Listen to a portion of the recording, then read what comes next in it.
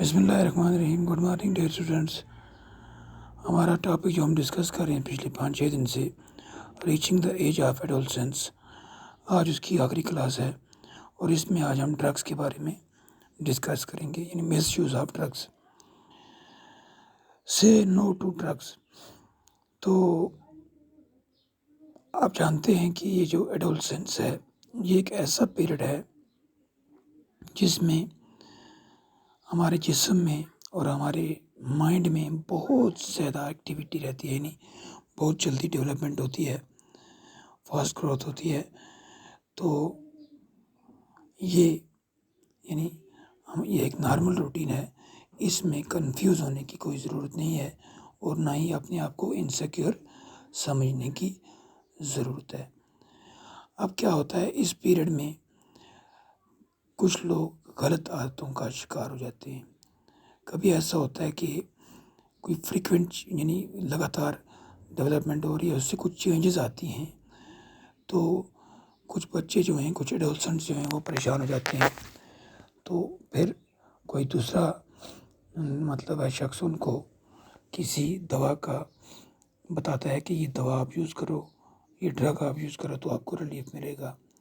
تو اس وقت آپ نے اس کی بات بالکل نہیں سننی ہے. تو جب تک نہ آپ ڈاکٹر سے بات کر لیں، جب تک آپ کو ڈاکٹر نہیں بتائے گا کسی دوا کے بارے میں، تب تک آپ کو کسی دوسرے شخص کے کہنے سے کسی بھی قسم کی کوئی بھی دوا استعمال نہیں کرنی ہے. اب ان دواؤں میں سے یہ جو ڈرگس ہیں، ان میں سے بہت ساری کچھ دوائیں ایسی بھی ہوتی ہیں جو ایڈکٹیو ہوتی ہیں، جو 2-3-4 بار کھانے سے پھر انسان کو ان کی عادت پڑ جاتی ہے، پھر ان کا نشہ ہو جاتا ہے. تو آپ جو ہے 2-3 بار اگر وہ دوائیں لیں گے تو پھر آپ کو بار بار ان کی طلب محسوس ہوگی، آپ بار بار ان دواؤں کو لینا چاہیں گے. اور یہ پھر آہستہ آہستہ ہم اس کے لت میں مبتلا ہو جاتے ہیں اور یہ ہماری صحت اور خوشیاں مکمل طور پر برباد کر دیتی ہیں. تو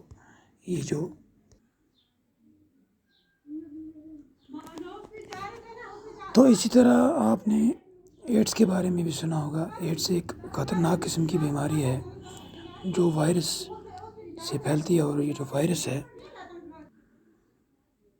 یہ جو وائرس ہے اس کا ایڈس کا اسے HIV کہتے ہیں.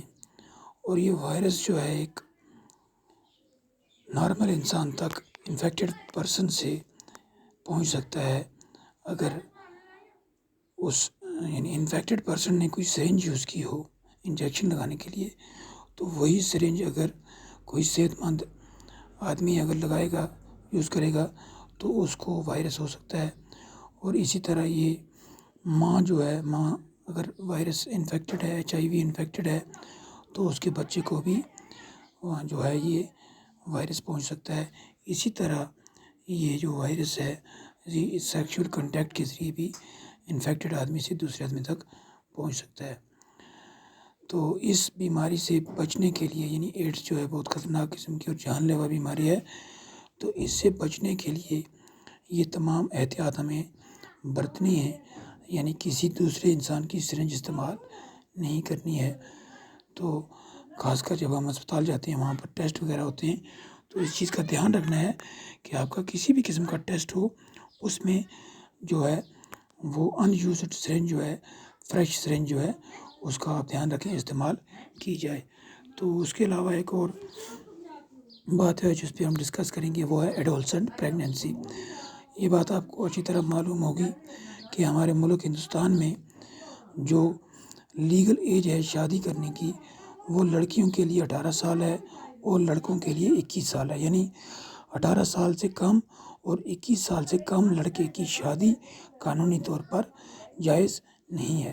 اگر اس سے کم عمر میں کوئی کسی لڑکے یا لڑکی کی شادی ہوتی ہے تو اس کے خلاف اگر شکایت ہوگی تو ان کے جو والدین ہیں ان کے خلاف سخت کارروائی جو ہے قانون کے تحت ہو سکتی ہے. اس کی وجہ یہ ہے کہ یہ جو ٹین ایجز ہوتے ہیں، خاص کر لڑکیاں 18 سال سے کم، یہ مینٹلی اور فزیکلی پریپیئر نہیں ہوتی ہیں کہ وہ ماں بن سکیں، تو یہ جو ارلی میرج ہے تو اس کی وجہ سے پھر بعد میں اگر وہ لڑکی ماں بن جائے تو اس کی صحت پر بہت مضر اثرات پڑتے ہیں، اور جو اس کا بچہ ہوتا ہے اس کے لیے بھی یہ ٹھیک نہیں رہتا ہے۔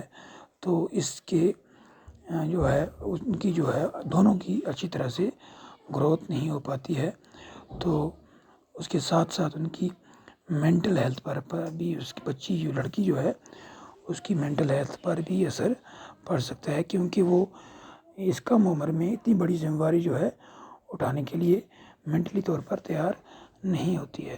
تو یہ تھا ہمارا topic reaching the age of adolescence, یہ آج ختم ہو چکا ہے۔ تو اس کے ہم جو ہے ٹیکسٹ بک کوسچنز وہ کریں گے، اس کے بعد نیکسٹ ٹاپک شروع کریں گے۔